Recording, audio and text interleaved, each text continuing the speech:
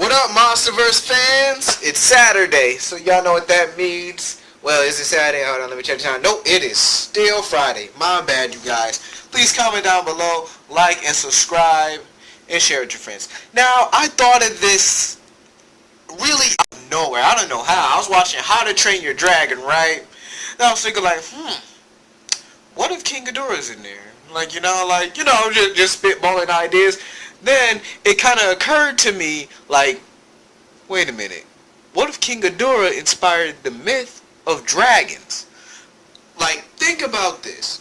Monsterverse King Ghidorah is basically stated by both his Monarch file and by recent rumors and reports that he is pretty much the oldest kaiju of the group. He's basically the adult, and they're a bunch of teenagers, basically.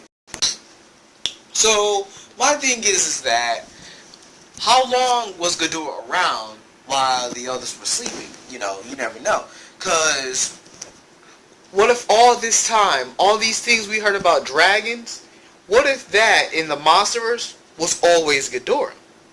What if in the battle with King Arthur and Merlin summons a dragon with magic, that could be anything how he summons Ghidorah? I mean, maybe he does something with his magical staff and Ghidorah just, awakens out of a cave or something, and then, he just somehow manages to destroy the evil people. I mean, seriously. Maybe that's what those cave drawings meant. These were probably drawn by Vikings at the time. Maybe these Vikings had to retreat to a cave because King Ghidorah was so powerful and kept destroying their civilizations that they might have been forced back into caves at the time until he was gone. And maybe in the legends where King Arthur fights a dragon, King Arthur actually died by, in the Monsterverse, I'm sure they're going to say King Arthur died by a lightning strike. That's what I think they would say. But truth to be told, it was Ghidorah and Mothra fighting it out. King Arthur tried to get in the midst of it, for fame and glory or whatnot. Like a usual, typical, arrogant king or knight. He was both, I remember. And then, like a typical chump, he gets hit by a gravity beam out of nowhere and dies. Like, full-on hit, instant incineration. There is no coming back from that. So yeah, maybe all this talk about dragon breathing fires was that when Ghidorah's gravity beams hit the ground, they cause an eruption of flames. It could have been aimed at something. It could have been aimed at the armory and stuff, where maybe when Ghidorah roars, that sets off a fire. What if his roar is so powerful it just ignites flames once it hits the ground? I mean, oh jeez, that scares me just thinking about it. Like, soon as he roars, flames just erupt. That could be like, how dragons breathe fire. It's just a simple, for Ghidorah, it could be just a simple, full-out roar towards the ground. Like, not in the air, towards the ground. It is just pushing everything around so fast, and then, boom, something catches it on fire. The fire goes in the direction he's roaring at, and then that could have gave, the rumor that dragons were breathing fire. I'm not going to say Ghidorah has horns because everyone has their own depiction of dragons, but maybe once in a while, some people, saw the dragon with, some people saw Ghidorah maybe with just one head, and then eventually they figured it out, okay, this is a three-headed dragon. Maybe Ghidorah was in the Legend of Hercules. I mean, come on, Nemean Hydra, Hercules versus Hercules in the Monsterverse? No. He could have fought, I think Hercules could have fought King Ghidorah when he was probably low down, laying down in some pool or whatever, and then Hercules definitely would be dead. Oh yeah, I'm just flat out saying Ghidorah probably won't evade him. You know, a couple gravity beam shots, that guy's going down. Maybe when the Titans attack Olympus, it's Zeus versus King Ghidorah. I mean, hey, I blame him. Shoot, Zeus gonna lose anyway. Shoot, anyway. But look, King Ghidorah could have had so many impacts on mythology. I mean, what if King Ghidorah was the extinction event that wiped out the dinosaurs? What if he just woke up, you know, to fight Godzilla? Because, you know, I'm going off the cave drawing, guys. Please bear with me. I'm going off the cave drawings. King Ghidorah could have got up, started wreaking havoc on everything. We see T-Rexes dying. We see raptors, you know, Triceratops. You know, this could be during the Cretaceous, Jurassic, maybe even the Triassic period. Maybe in times before that or after that. But for the sake of this, I'm going to say it was during Cenozoic times, or the Pleistocene era. So when we had woolly mammoths, Smilodon, and Elasmotherium, and all that good stuff, y'all. So maybe during that time, King Ghidorah and Godzilla were going head to head with each other. That's why we have the cave drawings.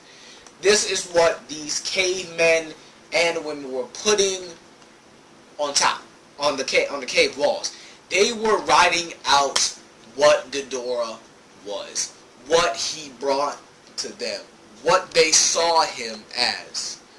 And then Godzilla, I'm going to flat out say it, I don't think that this is the original. I don't think this is the Godzilla from the 2014 movie. Nah, I think this is the predecessor or dad, if you will, because Godzilla and every other monster is a species. So maybe this King Ghidorah that's fighting Godzilla in the cave drawing are both their dads. Because, you know, Godzilla reproduced asexually in the Toho version, so I don't think they want to derive from that. Unless you want to go to realistic rock and Godzilla got a few holes on the side, but, you know, whatever. So, for the sake of this, let's say they reproduce asexually and they're male. Because obviously they would be male because Godzilla's a dude, is pretty much common. I mean, I'm not being sexist or nothing, so I'm going to leave it alone. So, let's say these two are their dads, right? This battle could have gone on between them for eons, maybe even ages ago. Like, these two, the species probably hate each other. And then it might carry on to their sons, who knows? There might not be a change to their history. Might not be a change to how they're acting. So far as we know, Godzilla and Ghidorah always hated each other. But maybe in this version, we have a reason. Maybe when, I'll say, round one in the prehistoric times was a draw. Let's say that. Round one was a draw. Godzilla and Grand Ghidorah and Grand Godzilla. We're going to say that because basically they granddaddies. They old as frick. They probably fossils right now, y'all. Grand Ghidorah and Grand Zilla both came out on a draw. They looked at each other. They are tired as I don't know what. They are banged up. Grand Ghidorah has all three heads still, but he is worn out. Grand Godzilla is definitely worn out. So they decide to just walk away because they're not getting anywhere with this. So Ghidorah calls off the extinction event, and he basically flies off. Then you know, time eventually gets to monsters as well. You know, they eventually die, and you know, their sons kind of take their place. So maybe during that time, Ghidorah, you know, was just chilling. You know, he could have been having the time of his life as a, you know, punky young teenager, eating whatever he could get. And you got the young Godzilla, you know. Then maybe they could have gotten into a fight over something. Maybe it was territory. That's why I think, you know, the Antarctic during the period where kaiju roamed could have been an oasis. And maybe that's why King Ghidorah froze in the ice, he stayed in that oasis so long and waited for it to come back that eventually it froze over. And the reason why Ghidorah probably, I don't think he's going to go for Godzilla. Because I think that at this time, the Earth has to reset itself. Because apparently humanity is basically destroying it. This is from a nature perspective. Humanity is basically ruining Earth, pretty much. I mean, and this pretty much is setting them back into the Stone Age. Basically like in the first 2014 movie. You got Mothra, Rodan, and King Ghidorah awakening. And I guess Godzilla has to pretty much try his best to keep every kaiju under control.